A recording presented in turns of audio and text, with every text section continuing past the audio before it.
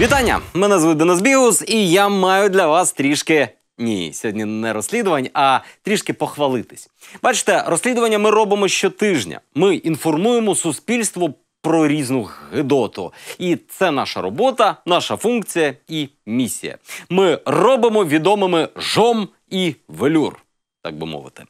Але серед сотень тисяч людей, які нас дивляться, обов'язково, кожен раз з'являються ті, хто питає: ото ви показали і що?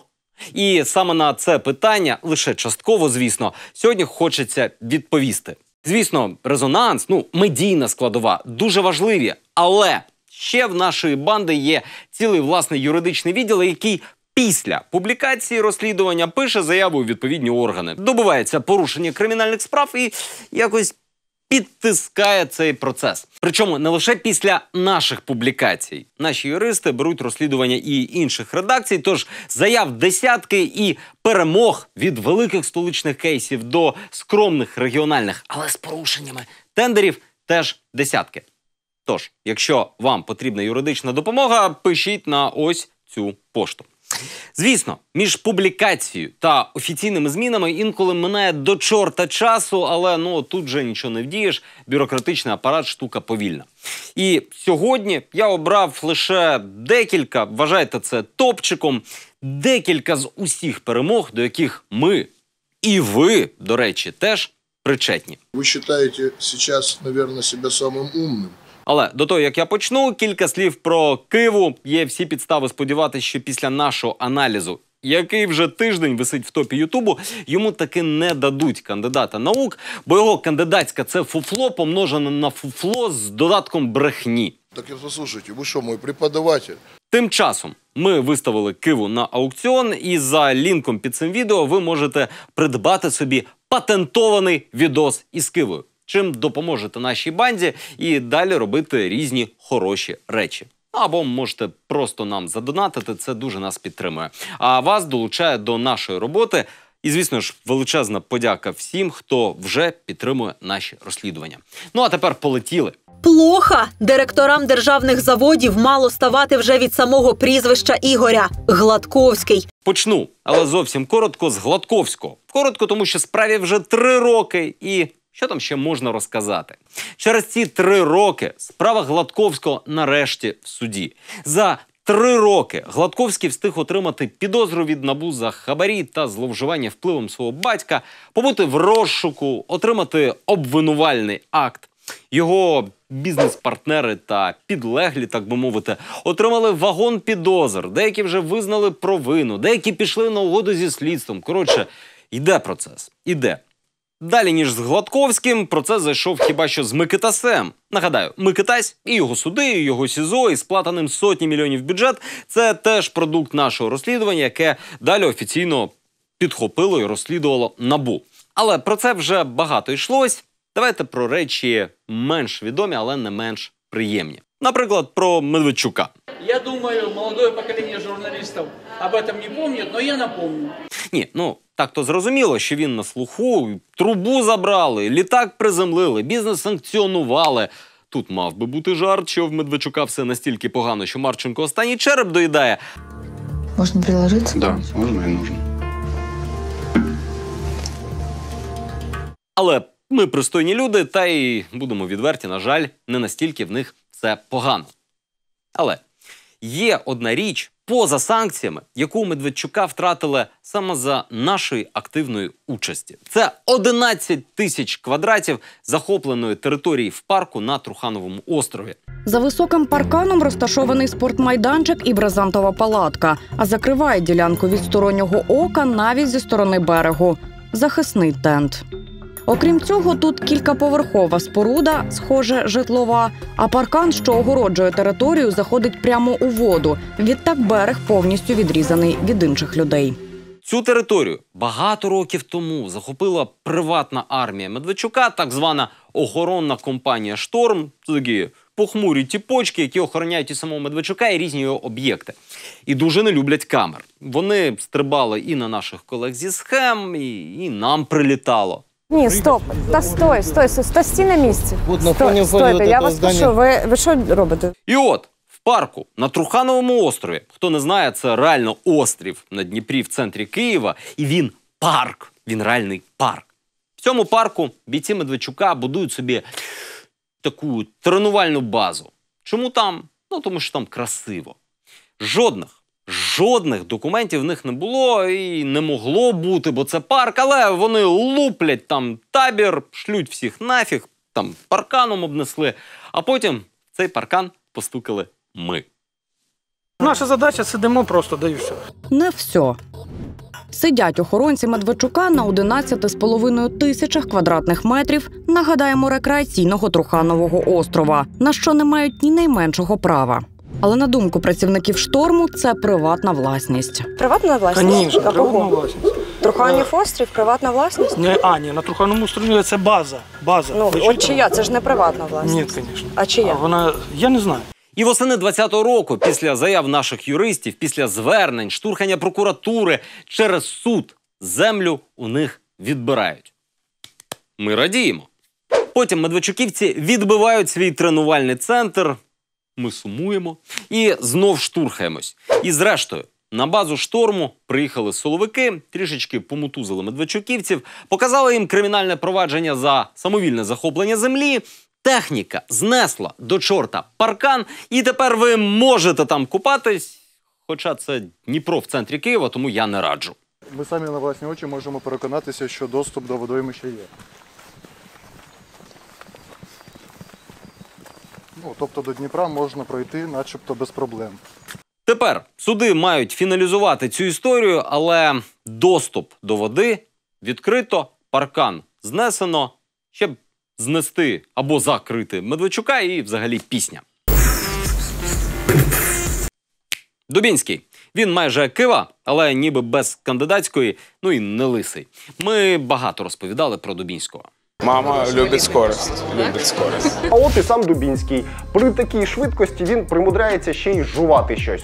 Чи пити там якісь така собі. А ось і сам Дубінський виходить з «Міленіуму» у супроводі чоловіка. Але найогидніша історія сплила наприкінці минулого року. Тоді ми отримали листування з Клименківського. Пам'ятаєте такого посіпаку Януковича? Так ось, з Клименківського кубла часів Революції Гідності. І побачили в цьому листуванні, як якийсь Олександр Дубінський конструює фейки про Майдан. Зокрема, він створив наймерзенніший і найвідоміший фейк про проституток Майдану, який потім розкручували через клименківський холдинг «Вести». Дубинский надсылая лист по проституции. Привет! У меня есть скандальная журналистка Ярослава Коба, которая может подснять точку с проститутками на Майдане и выложить в соцсети ролик с нужными комментариями. После этого мы его тиражнем новостями типа «На Майдан вышли работать проститутки». 26 грудня. Дубінський надсилає лінк на YouTube. Він, до речі, досі активний. На каналі Ярослава Небесная викладене відео «Проститутки Майдану». Девочки, насколько я слышала, вообще молодые, интересные, поддерживают, да, все за деньги. Все же за деньги на Майдане, они. Мне нравится. Если окей, напиши мне смс, плиз. Буду в дороге. Я сразу дам отмашку на ФБ і запускаємо процес ТСН. Надсилаючи цей лінк, пише Дубінський. Вочевидь, замовнику відео сподобалось, тому що за годину Дубінський надсилає ще один лінк. Тепер вже на Фейсбук співробітниці програми «Гроші» Ярослави Коби, де викладене те саме відео. Опублікувались і тиша. Реально тиша, що там. Тиждень, другий, місяць, другий. А потім, коли слуги добряче нажерлись за Дубінського, чим там всі цю партію за Дубінського годували, його зрештою випхали. І взагалі для пристойних людей Дубінський став неприйнятним персонажем. Звісно ж, це передусім його заслуга, але трішки нашої роботи в цьому теж є. Ще один зелений персонаж – Ілля Павлюк. Не такий широко відомий медійно, як Дубінський, але, знаєте, більш впливовий. А зробити його медійним – то вже наша робота. Тим, хто все ж таки знає пана Павлюка, його ім'я передусім нагадує про тіньові схеми, наближеність до Зеленського і вплив на депутатів в поганому сенсі. Я простий чоловік. займаюся сільським господарством, нічим не керую. Взагалі-то Павлюк бізнесмен з довгим шлейфом типу контрабанди і митних схем. Під вибори у якості близького друга кандидата в президенти почав курувати у «Слуги» хід виборів в регіонах. Ми, власне, про нього тоді і дізналися. А потім він докурувався до контролю над групою «Слуг» у Верховній Раді. І про це дуже багато говорили, але як це доведеш? Однак, взимку ми зняли, як група нардепів бігає до офісу Павлюка, в якого офіс поблизу офісу президента. І ось нардепи бігають, а потім, як котики, голосують за потрібні олігархам питання. Це машини Іллі Павлюка, його брата Василя Павлюка та їх партнера по транспортно-курячому бізнесу Ігоря Голінея. Ці авто приїздять сюди постійно, ледь не кожен день, як на роботу. І приїжджають вони ось в оцей офіс. На ньому немає ніяких табличок, але саме цим офісом користується Павлюк. 15 грудня – ранок. Ні, не просто ранок. Ранок, коли Верховна Рада має проголосувати за найважливіший закон року – бюджет. А заодно вирішити, які кому роздати дотації, кому які податки збільшити, одним словом, як поділити гроші. Мікроавтобус Volkswagen привозить Іллю Павлюка до вже знайомого нам офісу на Шовковичній. На годиннику 9:30. Через 15 хвилин помічаємо народного депутата Сергія Буніна. Чоловік зникає за тими ж дверима. 10:10. З офісу Павлюка Бунін виходить разом з іншим нардепом. Це знову Олександр Горобець. Ми, звісно, спитали шановних депутатів, чого вони туди пруться. І їхні відповіді були такими неконкретними. Доброго дня. Доброго. А що ви робили в офісі Іллі Павлюка сьогодні? Якого Іллі Павлюка? Ми там у адвоката були, там юрист сидить, адвокат, можете зайти подивитися. Пане Сергію, а чому ви неодноразово приходили в компанії ще 3 нардепів сюди? Наприклад, 4 грудня зранку. І от сьогодні ви також прийшли в офіс Іллі Павлюка. Навіщо? Не пам'ятаю, коли приходив. Ну, сьогодні ви тут навіщо знаходитесь? Де знаходжусь? Ви щойно знаходились в офісі Іллі Павлюка. Ви ж бачите, що я йду по дорозі. Так ми зняли, як ви виходите. Та я не знаю, що ви там знімали. Але тепер ці відповіді після нашої публікації, завдяки нашим юристам, шукатимуть в Генеральній прокуратурі. Там розпочали розслідування щодо незаконного впливу на депутатів. Це вопрос не ко мені. Ну ви ж власник. Здрасте. Микола Тищенко. Оцей і до нас був відомим персонажем, але після розслідування річної давнини його ресторан «Велюр» став мемом, народною творчістю, символом нахабства, лицемірства і нехтування правилами, які влада накладає на громадян, а сама накладає на ці правила. «Велюр» – це ресторан з групи Тищенка, де частувались і накидувались нардепи у розпал локдауну. І, звісно, переплюнути Миколу у борзості було практично неможливо, але дехто спробував і спробував непогано. Цей дехто – це один з поліцейських топів Іван Наумов. Я ніякого відношення до цього не маю. До нашого сюжету Наумов був головним завгоспом Національної поліції. Перший матеріал про нього ми зробили ще в 17-му році, помітили практично випадково. Номера прикриття на його машині міняли посеред вулиці, а це, знаєте, привертає увагу, коли таке бачиш. Одразу по приїзді Наумова, прямо у нас на очах, прямо посеред вулиці. Його підлеглий замінює номери на Крайслері на справжні. Саме на цих номерах авто зареєстроване. І виявилось, що у завгоспа Нацполу в родинних активах Мазераті, позашляховик Мазераті, я до нього взагалі не знав, що такі існують. Купа землі на березі Київського моря та приватний будинок у 5 поверхів. Це як хрущовки, тільки приватний будинок. У 20-му на землях Наумових виріс заміський клуб, чи радше комплекс відпочинку під назвою «Наві». Наумов там проводив робочий час, хоча офіційно клубом керує не він, а його син. Звідки гроші на будівництво усієї цієї краси так і залишилось таємницею. Але справа в іншому. Під час осіннього локдауну, коли поліція влаштовувала рейди ресторанами і все мало бути закрите, і всіх клали обличчям в підлогу, навіть велюр тоді прикрився. І от в цей період ми завітали до родинного клубу Наумових. Ну, бо поліцейський клуб. Цікаво, чи він... Звісно ж, він працював. В заклад заходить компанія. Міряють температуру дівчатам. Трохи згодом на парковку заїжджає білий Lexus. Звідти виходить ще одна компанія і заходить до закладу. За кілька хвилин приїжджає ще одна автівка, ще 4 людей. Так само проходять до входу.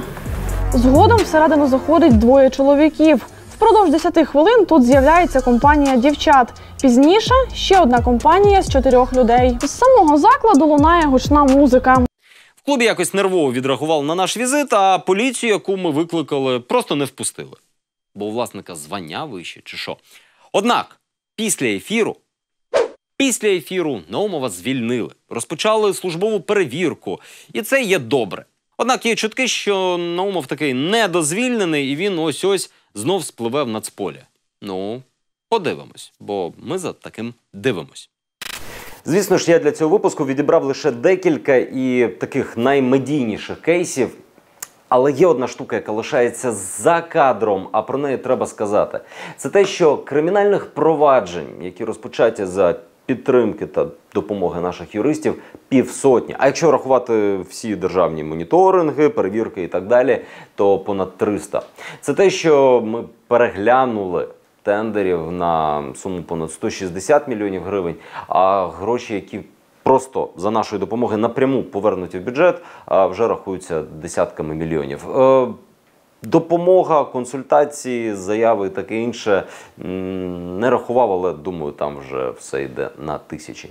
І все це робиться для вас і за вашої підтримки. Тому якщо вам потрібні юристи, потрібна юридична допомога, ось наша пошта. А якщо ви хочете допомогти нашій діяльності, то ось посилання, за яким ви можете це зробити. І якщо у вас виникає питання, чому це я не в класичній студії, то зараз покажу. Є ще одна річ, якою дуже хочеться поділитись, можливо зарано, але менше з тим. Ми нарешті в себе в студії розпочали комплексний ремонт, редизайн і дообладнання. От звідси не видно, але там на другому ярусі вже встановлена система керування освітленням і саме освітлення. Зараз тут зроблять декор. І буде взагалі надзвичайно чудово. І все це теж значною мірою відбувається завдяки вам. Маю сказати, що найближчі 2 тижні бложиків не буде, але потім вони поновляться і стануть набагато красивішими. Все, дякую, до зустрічі.